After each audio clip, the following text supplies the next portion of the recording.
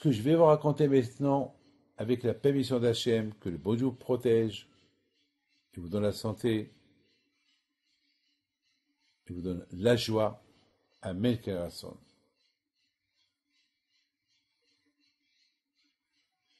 Aujourd'hui, je voudrais vous raconter une histoire que j'ai écoutée à Miami. L'aïmona d'une vieille femme, qu'elle habite à Paris. C'est monsieur Amiel qui me raconte cette histoire. C'est une très belle histoire. Il me raconte que sa mère, un jour, elle était seule à la maison. C'est une vieille femme. Et il lui est arrivé quelque chose, que elle est tombée dans la baignoire. Elle était seule, vieille, et ses pieds étaient coincés. Elle est tombée d'une manière que était coincée dans la baignoire. Elle ne savait pas comment sortir de la baignoire. Elle était dans la détresse, il n'y avait pas de téléphone à côté d'elle. Ça veut dire, imaginez-vous que Dieu préserve quelqu'un, qu'un coffre, il se ferme derrière lui. Et il ne peut pas sortir du coffre. Ben, il va penser toutes sortes de pensées. Cette femme était une tzadékette, elle avait une grande émona. Elle a commencé à évoquer le saint, le tzaddik Rabbi Haim Pinto. Elle a commencé à appeler Rabbi Haim Pinto. Aide-moi. C'est la émona. Moi, j'ai toujours dit que j'ai tété la émona des seins de ma mère. D'un sein, j'ai bu du lait, et de l'autre sein, j'ai tété la émona. La émona que ma mère elle avait en Akadosh Baruch Hu. Et c'est comme ça qu'on est avec la émona. On est né avec une émona qui est à l'intérieur de nous, mais il faut la développer. Il faut la développer. C'est comme on achète un terrain à développer. Un terrain nu, mais il faut le développer. Comment on le développe? On construit. Mais le terrain, il est là. On peut développer parce qu'il y a la base, il y a le terrain. Elle appelle le tzaddik, aide-moi. Elle raconte cette femme-là. Elle sentait comment ses pieds bougeaient tout seuls. Ses pieds ils se détachaient. On dirait que c'était pas possible parce qu'elle est vieille d'un façon, comment elle est tombée, elle n'arrivait même pas à se lever, à allonger ses pieds. Elle voyait, elle sentait quelque chose qui se passait à l'intérieur de son corps. Ses pieds qui se lèvent et qu'elle s'en sort de la salle de bain, de la baignoire. Et à partir de là, elle a commencé à allumer la veilleuse de Rabbi Haim Pinto. Nuit et jour, avec sa photo à côté. Avec une histoire de la semaine dernière qu'il m'a raconté son fils.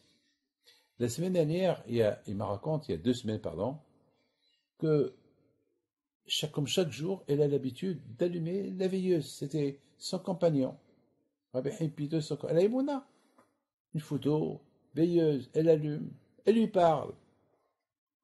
Comme l'histoire que je vous ai racontée, cette fameuse femme qui raconte à ses enfants après pendant 6 mois, elle n'a pas vu ses enfants étaient enfermés à la maison, elle et son mari, avec le Covid, et elle raconte à ses enfants, lorsqu'ils nous disent, maman, maman, alors comment t'as passé seul, 6 mois seul à la maison? Elle leur dit, non, j'étais pas seul. Jamais j'étais seul. Toujours, on était accompagnés. Venez, je vous montre. Elle leur montre la table. Une table bien dressée avec les assiettes, les couteaux, fourchettes, pour 6 personnes. Ah bon? C'est quoi ça? Eh ben, c'est quoi ça? Eh ben, on n'était pas seuls. Dans cette chaise, il y avait Rabbi Haim Pinto. Dans cette chaise, il y avait Bishon Bayohaï. Dans cette chaise, il y avait Rabbi Meir Balanes. Et dans cette chaise-là, il y avait... Voilà, on n'était pas seuls. Toujours, on était accompagnés. Regardez quel émona. Eh ben, mes amis, c'est ce qu'il dit Baal Shem Tov. Baal Shem Tov, il dit, il ne faut jamais croire que tu es seul. Il y a toujours un qui t'accompagne. Ne tombe pas dans la détresse, ne tombe pas dans le désespoir, parce que si tu as le désespoir, c'est que tu sens que tu es seul. Tu n'es pas seul, il y a Hachem. Tu vas droit, il y a Hachem, il va tout droit avec toi. Tu vas à gauche, à droite, il y a Hachem, à gauche et à droite. Derrière toi, il y a Hachem. Alors, n'aie pas peur, il faut avoir les mounards en Akadosh Baruch Hu.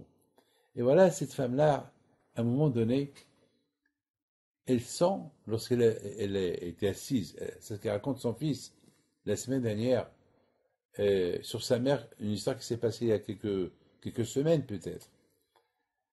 À un moment donné, elle a perdu la vue. Elle ne voyait plus. Elle ne voyait plus. Elle a eu peur.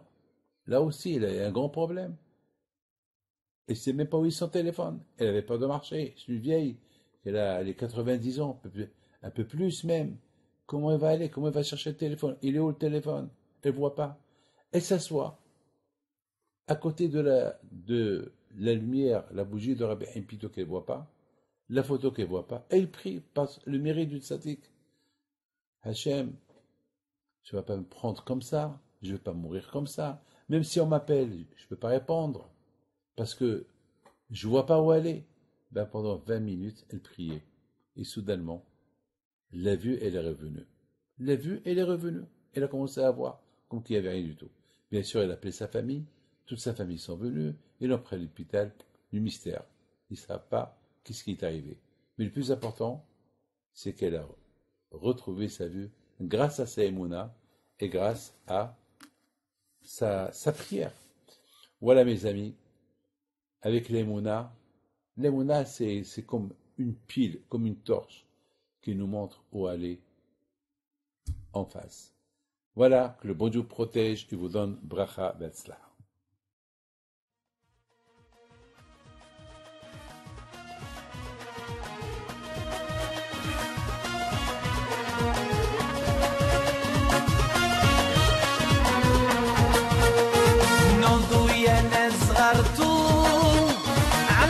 حيم بنتو وقف لنا زي خو